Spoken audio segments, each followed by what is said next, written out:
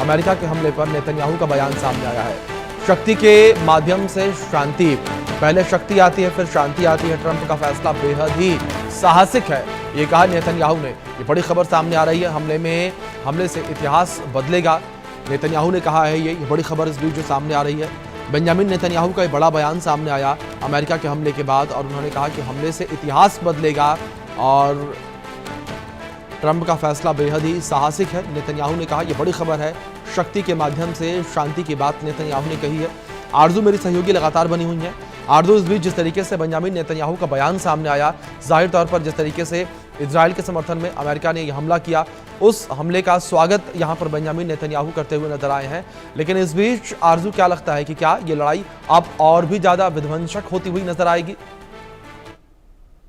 बिल्कुल, देखिए जिस तरीके से ट्रंप के जरिए ये जानकारी जो है वो दी गई कि किस तरीके से ईरान के 3 न्यूक्लियर ठिकानों पर हमला जो है वो यूएस की तरफ से किया गया, और उसके बाद इजराइल जो पीएम है उनके तरफ से भी इसका स्वागत जो है, इस अटैक का स्वागत जो है वो किया गया, और उनकी तरफ से भी ये कहा गया कि शक्ति के द्वारा शांति की ओर जो इजराइल है वो बढ़ता हुआ नजर आ रहा है। पहले शक्ति का इस्तेमाल होगा, फिर शांति जो है वो प्रिवेल होगी। तो साफ तौर पर कहीं ना कहीं जंग का जो ऑफिशियल आह्वान है वो कर दिया गया है। पहले ही ईरान की तरफ से भी स्टेटमेंट जो है वो आ चुका था कि अब हम जंग की ओर बढ़ चुके हैं। और अगर हम देखें तो इसमें जिस तरीके से तमाम देशों की एंट्री हुई है, चारों तरफ से घिरा हुआ ईरान भी नजर आ रहा है, और दोनों ही देशों की तरफ से लगातार हमले जो है वो किए जा रहे हैं। और जिस तरीके से अगर हम ये भी देखें तो कहीं ना कहीं यूएस का इसमें जो जिस तरीके से लगातार स्टेटमेंट जो है, ट्वीट जो है वो ट्रंप के जरिए किए जा रहे थे, धमकी जो है वो दी जा रही थी, लेकिन अब ये धमकी जो है कहीं ना कहीं वो एक्शंस में होती हुई नजर आ रही है। और आज ये पहला हमला है जो यूएस की तरफ से ईरान पर किया गया है। क्या आगे भी इस तरीके से हमले जो है वो यूएस करता हुआ नजर आएगा, और क्या ये लड़ाई जो है वो और ज्यादा बढ़ेगी, और क्या इसमें एंट्री चाइना और रशिया की भी होती है?